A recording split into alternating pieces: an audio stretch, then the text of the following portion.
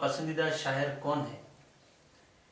मुझे बचपन में होश संभालने के बाद तो मैंने मुंशी चांद बिहारी लाल सबाजी को पढ़ा। उनको पढ़ने के बाद जिनको सुना उनमें मैंने जिनसे मैं प्रभावित रहा, जो मुझे पसंद है, शमीम जयपुरी हैं, पारसा कौसरी हैं, फरीद अयूबी हैं। इन लोगों को मैंने बचपन में बहुत सुना और मैं शमीम जयपुरी की शायरी से तो बहुत ज़्यादा मुतासिर हुआ। अच्छा। उन्हीं का प्रभाव मेरे पे बहुत ज़्यादा हुआ और बहुत कम उम्र में, बहुत छोटी उम्र में मेरे पे जो है शमीम जयपुरी की शायरी का प्रभाव पड़ा। मैं चाहूँगा आपकी कोई पसंदीदा शायरी जो आप सुनाना चाहें, आपकी नहीं हो लेकिन किसी दूसरे की, जो आपको काफ़ी एक अंदर से महसूस कराती हो कि ये शायरी है। अब जैसे पारसा जयपुरी हैं, पारसा जयपुरी की जो रचना मुझे बहुत ज़्यादा पिंच करती है, जो मेरे को बहुत अच्छी लगती है कि रनों हयात उठाना कोई मजाक नहीं, किसी का दर्द छुपाना कोई मजाक नहीं, गम हयात उठाना कोई मजाक नहीं, ये मेरे अश्क नहीं लहू की बूंदें हैं, ये मेरे अश्क नहीं लहू की बूंदें हैं, इन आंसुओं का बहाना कोई मजाक नहीं, इन आंसुओं का बहाना कोई मजाक नहीं। ये पारसा जयपुरी है जी। शमीम जयपुरी की जो गज़ल है, ये बहार का ज़माना ये हंसी गुलों के साए, ये बहार का ज़माना ये हंसी गुलों के साए, मुझे डर है बाग़बां का कहीं नींद आ न जाए, मुझे डर है बाग़बां का, ये मुझे डर है बाग़बां का कहीं नींद आ न जाए। ये शमीम जयपुरी है। मैं बचपन से ही इन लोगों को सुनता आया, पढ़ता आया। मुझे काफ़ी इन लोगों का कलाम अच्छा लगता है। इकबाल जी, पूछना चाहूँगा कि आपका कोई संकलन जो है पुस्तक रूप में छपा है?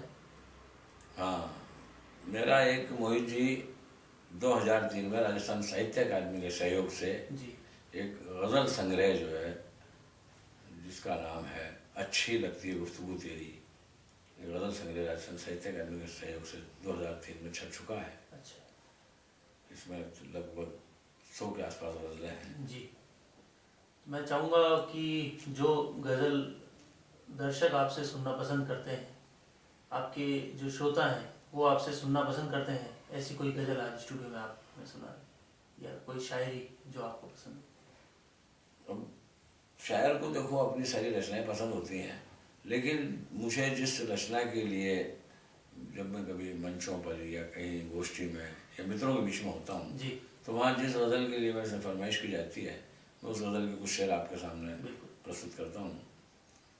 आज ये हादसा नहीं होता, आज ये हादसा नहीं होता, हाथ जो आपका नहीं होता, आज ये हादसा नहीं होता, हाथ जो आपका नहीं होता। और मतलब आसानी है कि हाथ जो आपका नहीं होता, हाथ जो आपका नहीं होता, मर्द ये लादवा नहीं होता, हाथ जो आपका नहीं होता, मर्द ये लादवा नहीं होता।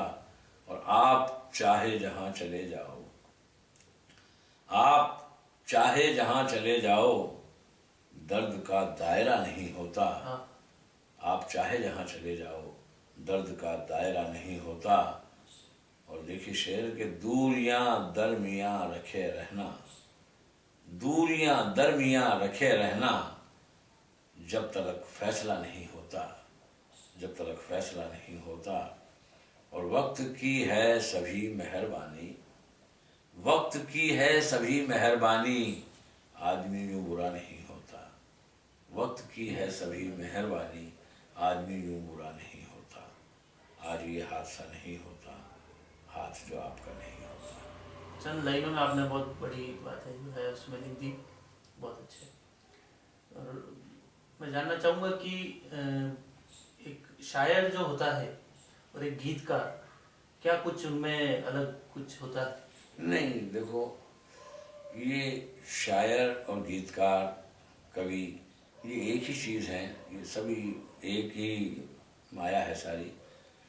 जो गज़ल कहता है उर्दू में शायर लिखता है वो शायर हो जाता है, जो हिंदी में लिखता है, जो गीत कहता है वो गीतकार कवि हो जाता है। लेकिन कुल मिला के ये एक सिक्के के दो पहलू हैं। जी।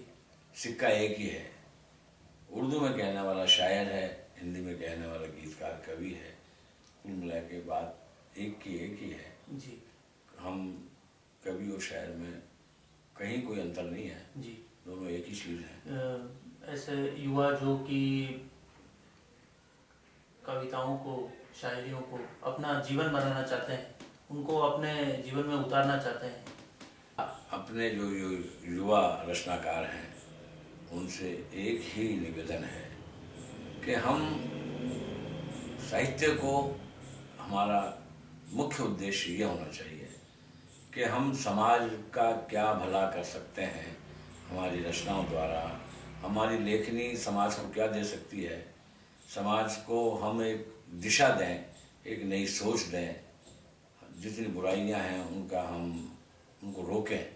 साहित्य द्वारा जितनी भी समाज की बुराइयां हैं, कुरीतियां हैं, उनको हम रोक दें, उन पर लगाम लगाएं। और शायरी या गीत या गज़ल साहित्य, उसका मकसद पैसा कमाना नहीं होना चाहिए। उसका मकसद होना चाहिए हम ज़्यादा से ज़्यादा लोगों को खुशी बांट सकें, लोगों को तस्कीन दे सकें, तसल्ली दे सकें, राहत दे सकें। अगर आपका लेखन अच्छा है तो उसके लिए लक्ष्मी कभी भी मेहरबान हो जाएगी। आप तो सरस्वती की साधना ईमानदारी से कीजिएगा और ये सोच के कीजिएगा कि मेरी कलम से जो लिखा जाए वो समाज के बहुत काम आए, वो एक नया मार्ग बताए, सबको मिलाए, सबको प्रेम मोहब्बत से रहना सिखाए। बस यही उद्देश्य होना चाहिए लेखनी। जानना चाहूँगा आपकी जो रचनाएं हैं समय समय पर कई अखबारों में, कई पुस्तिकाओं में प्रकाशित होती रहती है, तो ऐसी कौन कौन सी जो है पुस्तक हैं जिनमें ये प्रकाशित होती है? मोहित जी, मैं लगभग आज 30 वर्ष से साहित्य से जुड़ा हुआ हूँ जी। और बहुत सारी पुस्तकें हैं, कईयों के तो मुझे नाम भी मालूम नहीं है, लेकिन हाँ मुख्य तौर पर जैसे विकल्प है, सार्थक है, युगीन काव्य है, अक्षर शिल्पी है, मधुमती है, कई पत्र पत्रिकाओं में वर्षों से छपते आए हैं।